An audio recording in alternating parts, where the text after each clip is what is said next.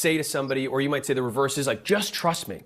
And that word, people have a very hard time of knowing, like, what the hell does that even mean? What does trust even mean? And so this is a departure from my normal business content, but I think you will like it, or at least I do. And so I was thinking about this because someone recently was like, hey, trust me. And I was like, huh, that's an odd command. What does that even mean? And so I want to break down, number one, what does trust actually mean from a behavioral perspective? How can I look at someone and say, trust has occurred here, right? And then are there different types of trust so that, which is what confuses this whole thing, because there isn't just one, there's actually four. And this was after actually thinking about this one statement that a friend made to me. And so the four types of trust actually correspond with two big variables, which is who's at risk and who does the punishing. So whoa, slow down. So you're saying trust is about punishment? The answer is yes. So if I trust someone, it means that I make myself punishable by them. So for example, if I say, I'm gonna share a secret with you, then it means I give you something that you can punish me with. And the idea is that I believe I'm making a bet that you're not gonna punish me. And that's the risk, right? And so the idea is we have you who are at risk, so you, risk, and then we have the other person punishing, right? That's the first type.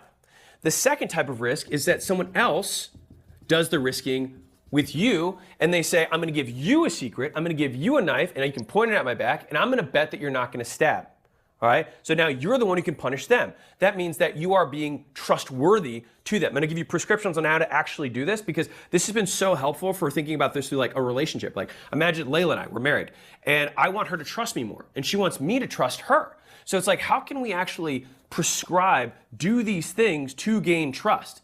And this is what I wanted to talk about, and that's what we're gonna do. All right, let me just cover the other two. So if you're at risk, who else is the possible punisher?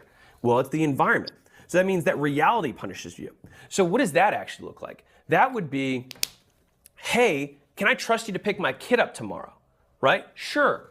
How would that happen? Well, I'm going to give them something, two different things, that I value a lot. They could punish me. They could kidnap my kid. That would suck, right? Or they could not pick up my kid. Also would suck. Are they the one doing the punishing? Well, kidnapping, yes. But if they just didn't keep their word and just didn't pick the kid up, the environment would do the punishing, right? Now, to the same degree, someone can trust me, and it doesn't always have to be about action, like me doing something for someone else. It can also be about advice. So if I'm like, man, I really trust her. I trust her advice. She has good insight, right? Then I might follow that advice, and a bad thing would happen, and then I'd be like, I don't trust her that much. She gives terrible advice, right? And so these are the four conditions. So you basically have secrets or information, right, that someone can give you, or you can give someone that they can use and hurt you, or you give someone your word that you're going to do something, either make it happen or that they should do it. And in either of those scenarios, the environment does the punishing. All right? Here's the thinking process around, should I do this? So two questions. Number one, do they have a track record of protecting what they've been given, the things and information that you've given to them, right? Have they had a knife before, pointed at your back, and not used it? And does burning you cost them more than protecting you? AKA, is betraying you a bad deal for them? And so if both of those scenarios, meaning they gain more from protecting you, number one, and number two, they have a track record of not burning you, then it makes sense to go forward with the trust. Now, why would you trust to begin with if we define trust as allowing yourself to be punishable?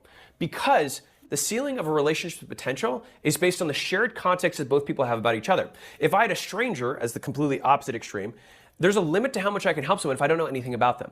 And so every single thing that we volunteer about ourselves gives the other person context. Now, the more someone knows about you, the more they can hurt you, right? And so the idea is a perfectly trusting relationship would allow both people to best serve one another. The difficulty is that humans oftentimes have short-term incentives that are adverse to their long-term goals. I'll give you an example. So if I trust my wife and I say, you know, I don't like my mother. I'm making this up, all right? And later, in a fight, my wife uses what I told her about my mother, and it could be tomorrow or it could be 6 months from now. If she uses that against me, then I'm going to be way less likely to trust her again.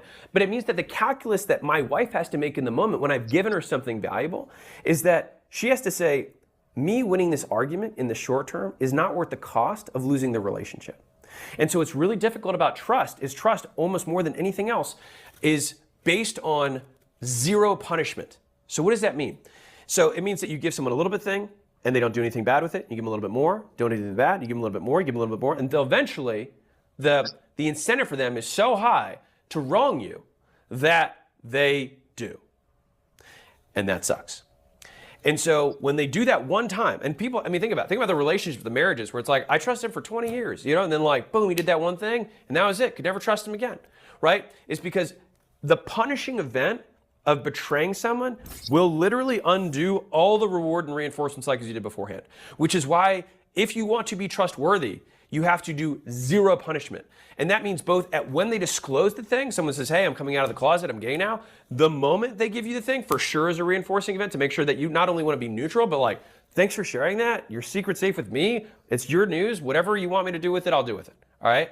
The second thing is that it doesn't get used in the future against them. So not like necessarily talking to them, but like if you share it with somebody else and then that person hurts them, they still don't trust you and won't want to trust you. And then you get a reputation of something who's loose lips sink ships, right?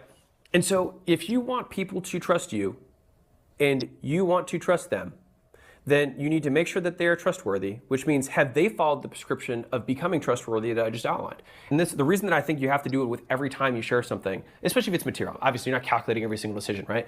But when it's a material thing, calculating it independently and thinking, wait, if I give this thing, the incentive is way too big. Like, what do I gain from this versus what I risk?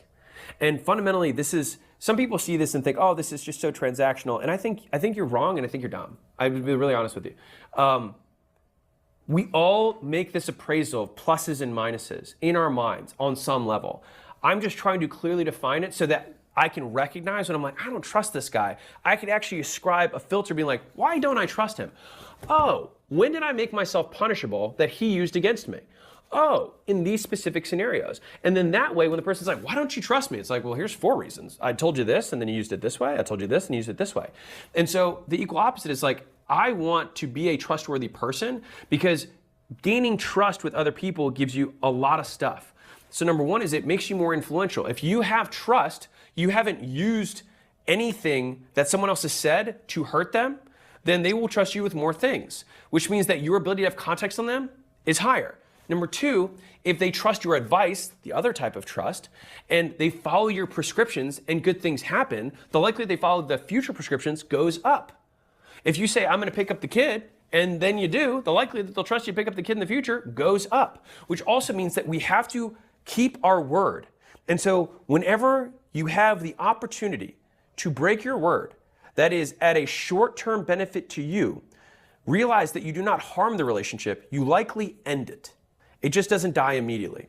It's kind of like cutting a tree off the vine. The tree's still there for a long time, and sometimes there's a hollowed out, dead tree on the inside. It's still there visibly, but we all know it's dead on the inside. The stream of nutrients, which we can see truth as nutrients in a relationship, it gets cut off the moment someone betrays somebody else. And so I would use this frame, and I'm using this now because I'm giving a presentation tomorrow to my company, sharing something that they could use to hurt me, but I'm trusting them by making myself punishable, which gives everyone else in the business the opportunity to earn more of my trust. Which, to be fair, I've already given it to them. It's really theirs to lose. Real quick, I'm gonna show you the exact 10-stage roadmap from 0 to 100 million plus that less than 1% of companies finish. I've now done multiple times. And so I can say with a lot of confidence that these are the stages as headcount increases that you need to get through.